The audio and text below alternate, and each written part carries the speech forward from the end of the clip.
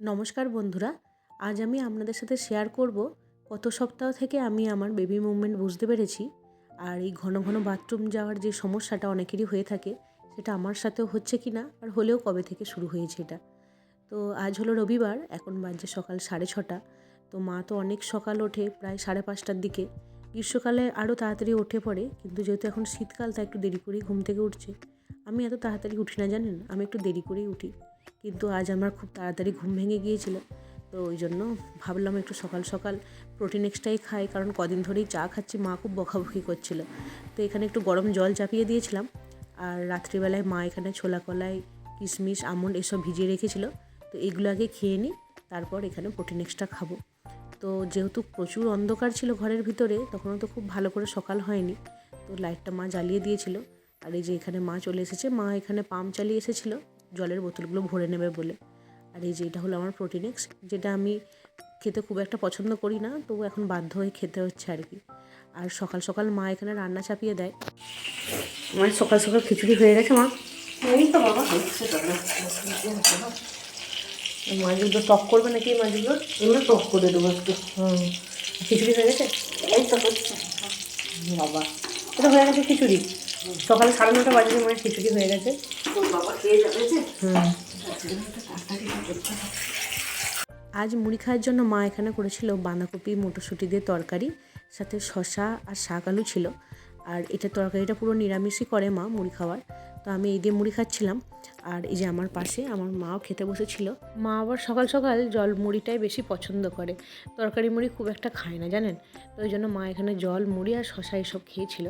আর এই যে এখানে আমার ফলও তারপর মা রেডি করে দিয়েছে ধুয়ে টুয়ে।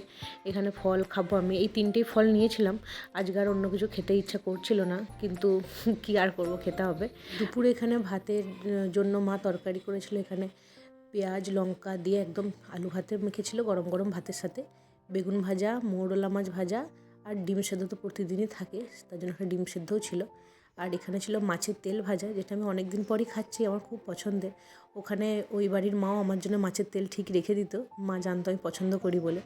আর এখানে একদম পাতলা করে আলু ছাড়া মাছের ঝোল হয়েছিল। আর আমি আর মা এখানে টিভি দেখতে দেখতে খাচ্ছিলাম।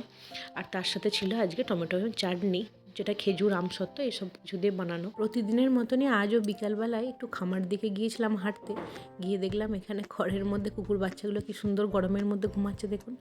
তো যাই হোক, অনেকক্ষণ ধরেই অনেক গল্পই করলাম। তো এবার আপনাদেরকে বলি, আমার প্রায় 18 সপ্তাহ, মানে 17 সপ্তাহের শেষের দিকে, 18 সপ্তাহের শুরুর দিকে এরকম সময়টা, তখন থেকে আমি বেবি মুভমেন্ট একটু একটু বুঝতে পারতাম। তো তারপর প্রায় 21 সপ্তাহের পর থেকে খুব ভালোভাবেই বুঝতে পারি। আর সবার ক্ষেত্রে হয়তো সমান নয়, কেউ কেউ হয়তো অনেক আগেই বুঝতে পারেন, তো আমি এই সময় থেকে বুঝতে পেরেছিলাম। আর বমি বমি ভাবটা তো আপনাদেরকে আগের দিনকে বললামই। আর ঘন ঘন বাথরুম যাওয়ার যে ব্যাপারটা, সেটা আপনাদের সাথে একটু শেয়ার করি। আমার প্রথম দিকে যেমন নর্মাল বাথরুম আমি যেতাম, মানে যেমনভাবে সাধারণ মানুষ যেয়ে থাকে সেই রকমই। তো জলটা আমি বরাবরই একটু বেশি খাই, প্রায় 4-4.5 লিটারের মতন। তো প্রথম দিকে জলটা একদমই খেতে পারছিলাম না, কিন্তু এখন মোটামুটি 4 লিটার বা 3.5 লিটারের মতন জল আমি খেয়ে থাকি। আর রাতের দিকে প্রায় আমার 3 থেকে 4 বার বাথরুমে যেতে হয়, কখনো কখনো 3 বার গেলেও হয়ে যায়। তো রাত্রিবেলায় এখানে আমি খিচুড়ি খাচ্ছিলাম, মা সকালেই খিচুড়ি বানিয়েছিল, সেই খিচুড়িটা বাবা খেয়ে গিয়েছিল স্কুলে। তো আমাদের জন্য রাত্রে রাখা হয়েছিল, কারণ মা তো আবার দুপুরে ভাত বানিয়েছিল। এখানে আমার পছন্দের ডিম ভাজা, আর তার সাথে বেসন বড়া, আলু, পেঁয়াজ এসব দিয়ে মা বানিয়েছিল, সেটা পেঁয়াজ লঙ্কা দিয়ে এখানে মা মেখে রেখেছে। আর মাও এখানে নিজের খিচুড়ি বেড়ে নিচ্ছিল। মা বললো একটু খেয়ে দেখ কেমন হয়েছে, আমায় জানাবি। সমস্ত সবজি সয়াবিন দিয়ে বানানো। বললাম মা তুমিও বসে পড়ো, সত্যি খেতে খুব ভালো হয়েছে। রাতের খাবারটা প্রায় 9টার মধ্যে খেয়ে নিই আমি এখন। তো ওই জন্য আবার 11:30 না বাজতে বাজতেই দেখুন খিদে পেয়ে গেছে। আর রান্নাঘরে এসে দেখলাম বাবা সন্ধেবেলায় এখানে এরকম আমার পছন্দের দানাদার এনে রেখেছে, তো সেই মিষ্টি এখন খাচ্ছিলাম। তো যাই হোক, আজকের ভ্লগটা এইটুকুই। দেখা হবে আবার পরের একটা ভ্লগে। সবাই ভালো থাকবেন, সুস্থ থাকবেন, টাটা।